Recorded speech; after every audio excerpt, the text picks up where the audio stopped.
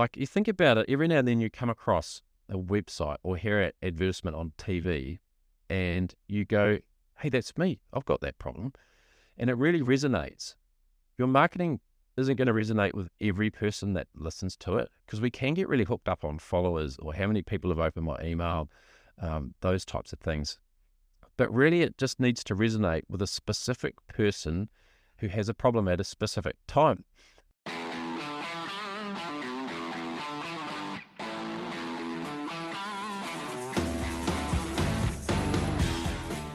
Welcome to the Business Bloke podcast. Growing your business doesn't have to be hard. I am your host, Andrew Savage, a business and mindset coach with plenty of leadership tools and strategies to help you grow your life and business. Give yourself permission to get curious, lean in, and enjoy this episode.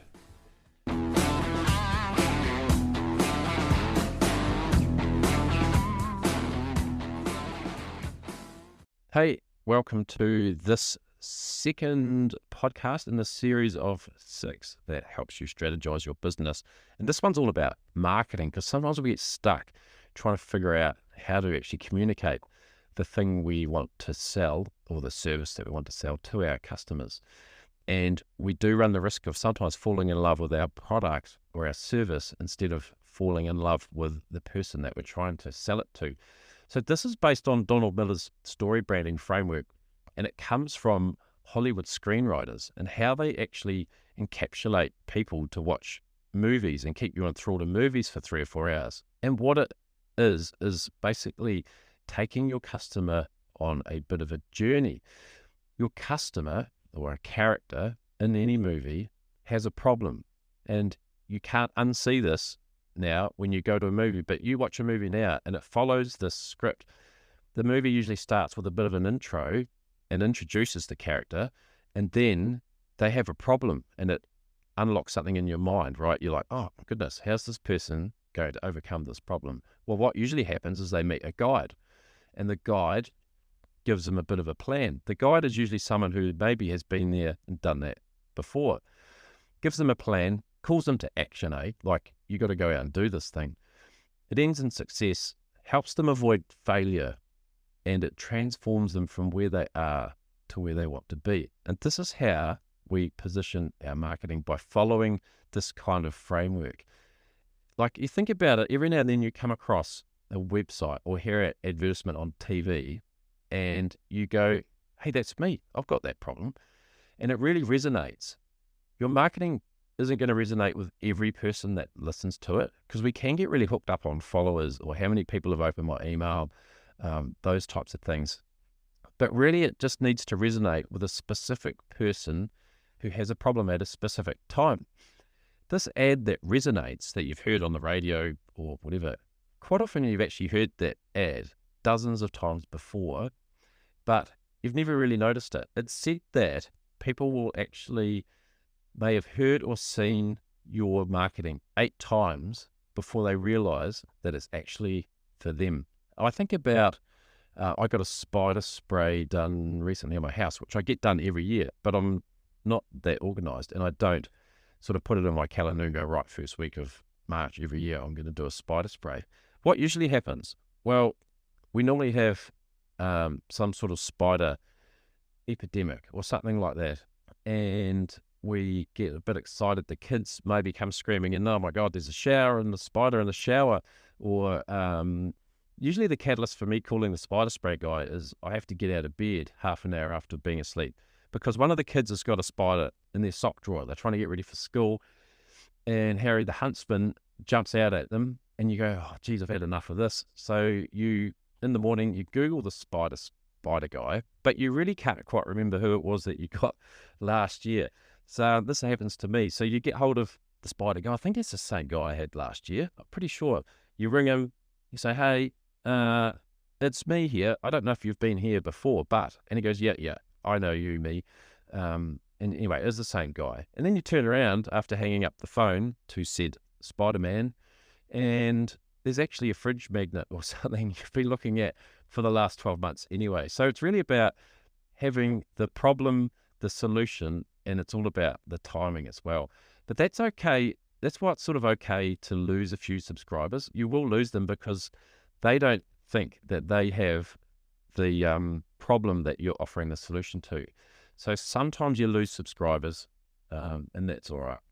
This is why I think maybe newspapers are dying. Well, I'm pretty sure it is why, because if it's taking people sometimes 8 times to see that you actually have the solution to their problem, newspapers are a bit of a one-hit wonder, and they're really expensive. And you might run like one ad or maybe 3. And I feel like this is potentially why they've fizzled a little bit. So how do you kind of use this framework? Well, it starts off with your character. If we break it down into the specific parts, the character is your potential customer.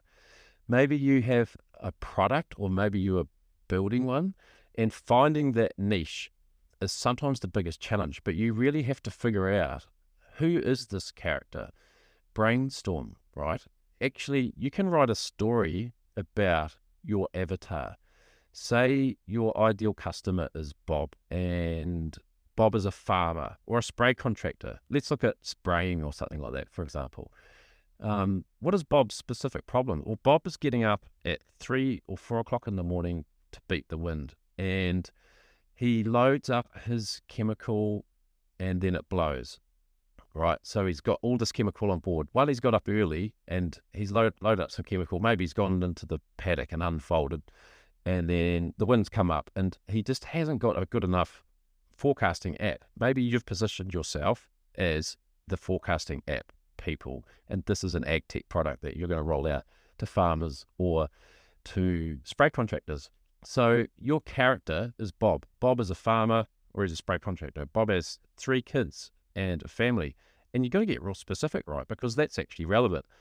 Because potentially one of Bob's frustrations is that he's wasting time unfolding on days that he's getting wind. He's got all this chemical he's wasting, but worst of all, he's missed his kids' school assembly on Wednesday because he has run out of time from all of this unfolding and stuff. Bob has a wife and 3 kids. Bob loves to go to the beach. He has a shack or a beach that he loves to go and enjoy. You know, Bob is middle-aged. Bob has a lot of debt.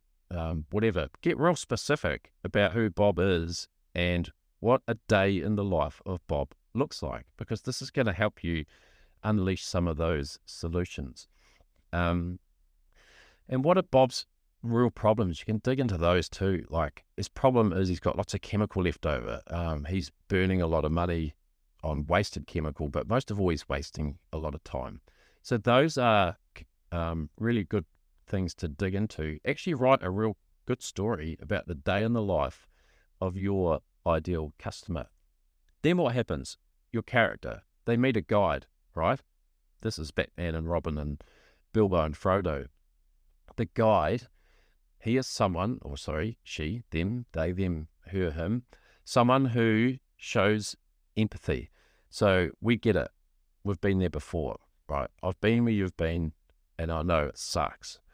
And they also are a person of authority, right? I have helped people like you before, or we have created technology that's helped hundreds of people, or really position yourself in a place of authority. The empathy and authority piece, and if you think about the movies you see, they are usually someone who goes, I get it, I've felt your pain, but hey, there is a way, and I've helped other people do this plenty of times. And that is the guide piece. Now the plan, right? The guide gives them a plan. And this is where you create the clarity.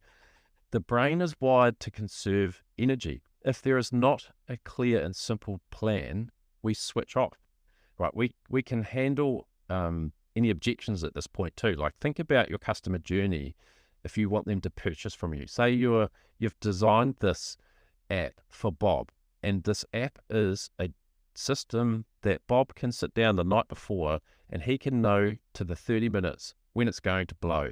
So he goes, hang on a minute, it's actually forecast to get windy at 5:30 a.m. this morning instead of 7 a.m. I don't think I've got enough time to load up my chemical and unfold the boom, for example. So if that's your product, you need to give them a plan as to how they can purchase your app. And if you think about, sometimes you've maybe gone on a purchasing journey and you've not purchased, it's quite often because you didn't really know what the next step was. You open the next page, you got to enter, I don't know, your name, your email address, your phone number, your mother's maiden name, whatever it might be, and you actually start to switch off and go, nah, I didn't know this was coming. I'm not going to buy this thing. So you've got to give them a clear plan on how they purchase. Go to the App Store, download an app, and enter your details. For example, turn on location services, what it might be. Just 3 simple steps as to what they can expect on this journey. And then how do they purchase from you, and the agreement. So the agreement is kind of a, hey, you scratch my back, I'll scratch yours. So in the case of this app that I've just come up with, after the plan, go to the store, download the app, enter your details. We will upload the wind data for you into your area. We will not put any ads in your app or something to do with this. So the agreement piece is really saying, hey, you do this and we'll do that. That's why, and I think about Telstra, oh my goodness, I don't know if you've dealt with Telstra lately, but what a nightmare.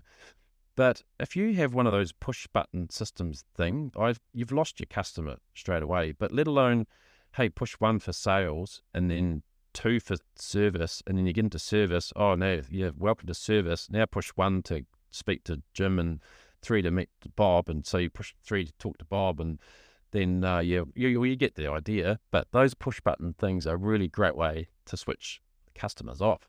And also about repurchasing, like I've got a framework that helps you grow your business by 30%, but a big part of that is also if you've got a subscription-based product or something that requires purchasing on a regular basis, how do they buy off you again? And how do you make that process really easy? Are you going to make them go back to the start and do all that again?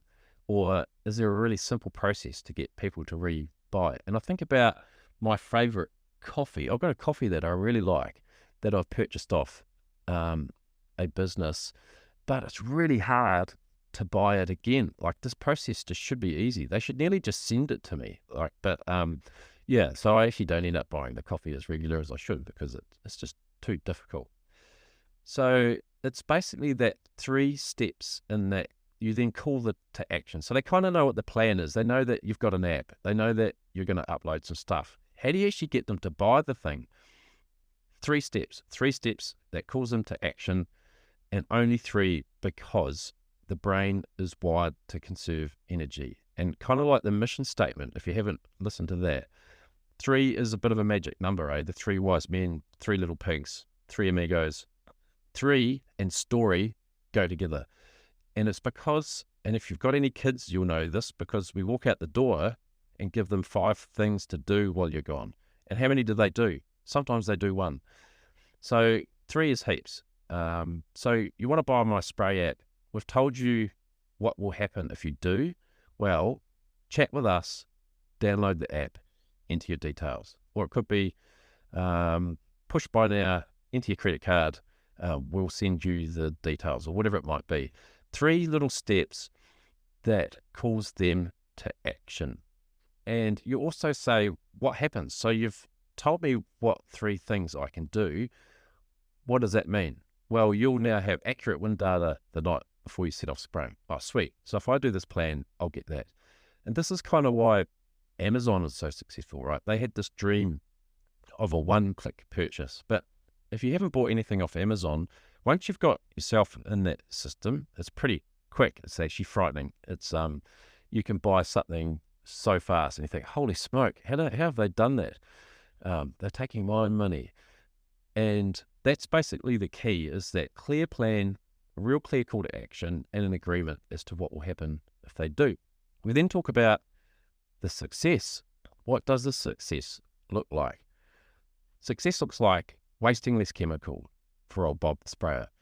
It looks like planning your day better so you can spend time doing the things that you want to do. Maybe success looks like you might even get more sleep. So paint what success looks like, but also paint what unsuccess looks like. I'm not sure if unsuccess is a word, but I just came up with it. You can keep wasting your time and be stopped by the weather. You can keep wasting your money, or just carry on burning a hole in your operating expense. So success and being stuck where you are. Life will be better when you spend less hours in the tractor seat and can spend more time doing the things you need to get on with. And that is a transformational piece. So really we've taken the customer on a journey through that marketing framework, but it's even great for conversations, social media, your website, your newsletter. You can just take little snippets. Say, for example, if I go through this on my Savage Rural Business script on how I would use this, it looks like the character, what do they want? They want a coach and mentor that can help take their business to the next level. You can stay stuck and overwhelmed in your business and your life. Do you need someone who can help you take the next step and grow your business? You feel like you're overwhelmed and stuck, but everyone deserves a guide or a mentor to help them reach their goals. I get it. I've been where you are. It's tough. There is a way out. And I have a plan to increase your income by 30%. I'm a business and mindset coach, and I've got frameworks and tools that will not only help you survive, but thrive in business and in life. Let's assess where you're currently at. Let's seek out opportunities in certain areas, and we'll mentor you to the next level. We can do this together, as you'll have me as your growth partner. So click the Get in Touch button, book a spot in my calendar, and we will speak online and assess what you really need right now. If we're a good fit, we'll work together and we'll be able to achieve your goals quicker, and you can get on with the business of making money. Get clear on what you want, implement and achieve your plan, become a better employer and leader, reduce your stress. You will see a change in how you communicate with everyone around you. Or you can stay stuck where you are and be where you are now in 5 years' time. So let's go from a place of being overwhelmed and stuck to making 30% more income. So that's basically a sales script from one end to the other. But you also can use the elements of this to frame out your website, to frame out your newsletters, your emails, and even just general conversation. You start to click as to using little bits of this and pulling it out of your little tool bag when you need it, when you're speaking to people. So it's a really cool piece of kit. If you want to know more about this sales script and how to use it, you can reach out to me. I'm Andrew Savage on LinkedIn, and you can find me under The Business Bloke on Instagram, and I'm Andrew Savage on Facebook as well. I am going to run some workshops on how to create this brand script for yourself. But as far as marketing goes, this is really awesome just to help you gain some clarity and figure out, how do I get these hooks in my social media? How do I stop just going on about my product? And how do I actually reach the people that I want to reach? So I hope that has been of some use to you today. And I look forward to the next short episode, which will be all about sales. So look forward to that one. We'll catch up with you. Cheers. If you've got this far, you've reached the end of the episode, or you've left your car running. I really hope you got something out of this episode of the Business Bloke podcast, and maybe you've got something to take away to apply to your own business. I'm a pretty friendly bloke, so you can reach out to me on LinkedIn. Just look up Andrew Savage, or on Instagram. The handle is The Business Bloke. Thanks for listening. Reach out, and we'll catch up with you soon. Good one. Cheers.